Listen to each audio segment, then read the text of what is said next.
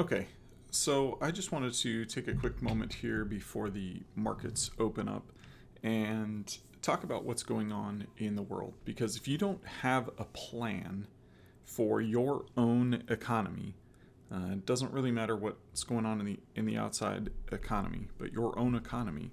The next year, 2 years, few years might be a little rough. Meaning, if you don't have a way to expand your personal income on demand, things are going to get a little bit rough. Okay, so here's what's been going on in the last few days, weeks, months, and this is important for you to understand. So I wanted to shoot this today before the market gets going and let you see, okay, it doesn't really matter whether the stock market goes up or down today. All right. Yesterday it was up a little bit. Okay. Great. But if we go out to a week view here, you can see, okay, we're up a little bit on the week. Great. All right. We go to a month. Okay. We're down on the month. All right. Not seeing a whole lot. Let's go out to 3 months. Okay. Now we're going to start to see maybe a little bit of a pattern. Let's go to 6 months. Interesting. Okay, so you can see these little dips and then immediate spikes, trail offs, then a fall.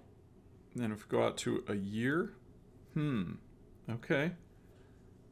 Kind of crested the top, and now we've been going down, down, down with these spikes, but they always fall off and they fall further than they did before.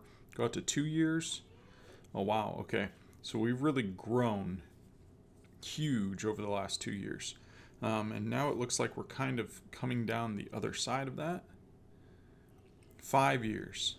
Okay. This is interesting. All right. This allows us to see the COVID lockdown crash right there in the beginning of 2020, and then from there it's just been crazy growth. Like, we caught back up to the growth trajectory we were on and pushed all the way through basically 2021 on that trajectory, and now kind of starting to come down the other side.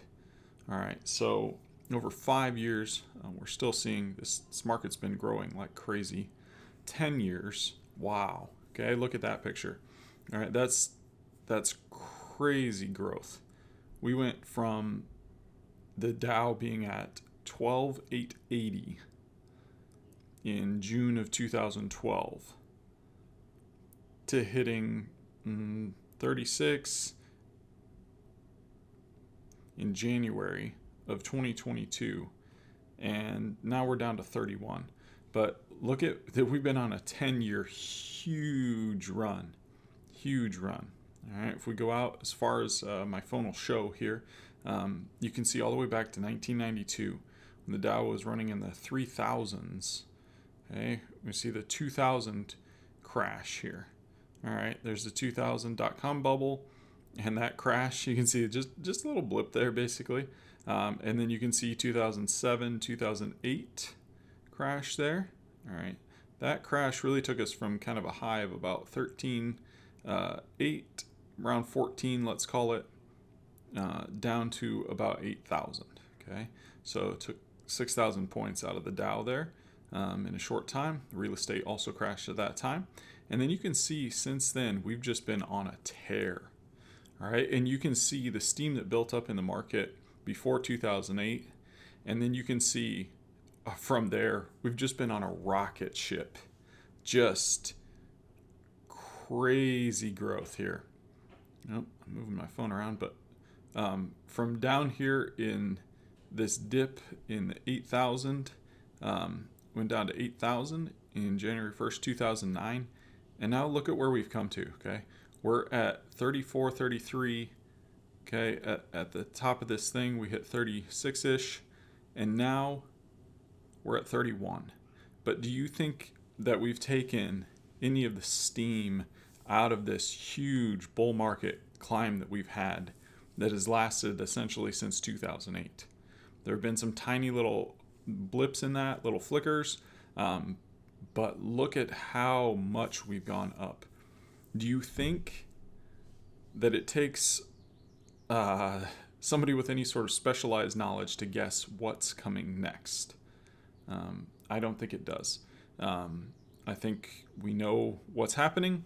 I think everyone knows things are overvalued right now, and they're going to come down. There are just too many dollars, too many trillions of dollars that have been pumped out there floating around, and now that's starting to come home to roost, and it's starting to affect a lot of things. And so we've got runaway inflation, or we've got recession, essentially on either side. Those are the two ditches, and any way you cut it, neither of those ditches looks pretty good, but we don't have much of a choice. Our path is narrowing to a razor blade, and people in charge of monetary policy, controlling how much our dollars cost, they have essentially two choices. They can either steer us a little bit to the left and run us into runaway inflation, or a little bit to the right and steer us into a recession. And they're running out of options because the path is getting narrower and narrower and narrower, and they don't have a lot of wiggle room left.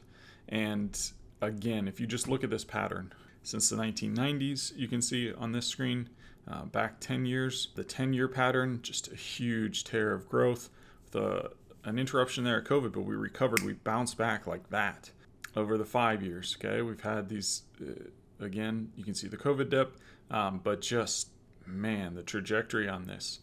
And this is what markets do. They cycle. They go up, and then once they hit the top, they have to let out some of that overvaluing because it's a pendulum and it swings too far. It doesn't settle in the middle. It swings too far one way, and then it comes back and overcorrects. Always overcorrects. Always swings back eventually and overcorrects too far to the other side. So things will become undervalued. They'll go on sale. Many people panic when the market flips and things go on sale. You don't go panic when your supermarket has a sale. You don't go panic when the auto dealership has a sale. But when stocks and businesses and assets go on sale, then for some reason, most people start to panic. That would be the time to stock up on these assets because what will come after this cycle, of course, is another upcycle. But here you can see for a year, steadily on a downward path. Yes, it does spike back up, but steadily on the decline. 6 months, steadily on the decline. 3 months, steadily on the decline. 1 month on the decline. If we go down to some shorter, a week, we're still on a decline over the week. And on the day now, the market has opened, okay, and I'm getting my first update here at 9:30, and look at that, it's down 300 points today, opening over 300 points down. And so again, I don't think it takes any specialized knowledge. Just looking at these patterns, you can see what's coming next, and you can start to watch this. But this should give you a very clear idea that you need to have a game plan. And so if you don't have something in place, then you need to get something in place very, very quickly, because you don't want to let the market decide how much money you have in your account, nor do you want to let them decide how much that allows you to purchase. And if you felt the pain of going to a gas pump and paying $5 a gallon for gas recently, if you felt the pain of groceries that are being trucked across the country on gas that's $5 a gallon and diesel that's $1 or $2 higher than that, then you know the number of dollars coming in your paycheck isn't the only thing that controls how much you're able to buy and what type of lifestyle you're able to live. And so if you want to be able to have some control over that, if you don't want to feel pinched without choices, then you need to step out and make a decision for yourself. Start something else. Start a side hustle, if you will. get a second job, or start a business. Start doing something that allows you to expand your income on demand. If you would like some help getting started with this, I've prepared something very special for you. You can go to dpsecrets.com/economy, or click the link that's down below this video. If you're on YouTube, it'll be right down in the description at the top. Just click that link and I'll show you a very special way that will allow you to increase your income on demand. And yes, this is for complete beginners. It also works for those who are very advanced. People are doing this at all levels. I'm doing this. I do this method in multiple different businesses, and I do it on the side as a personal way of making money. So this works for everyone, and regardless of where you're at, if you're at a stay-at-home mom, if you're working a full-time 80-hour-a-week job and you only have a few hours to spare, you can still do this, and this will be your ticket to being able to expand your income at will, which is very necessary in economic times like this.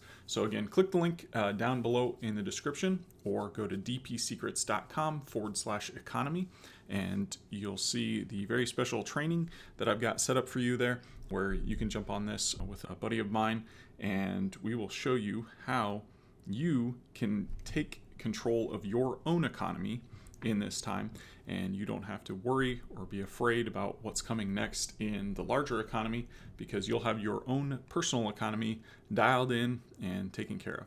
All right, click the link, go to dpsecrets.com/economy, and I will see you on the training. All right, bye.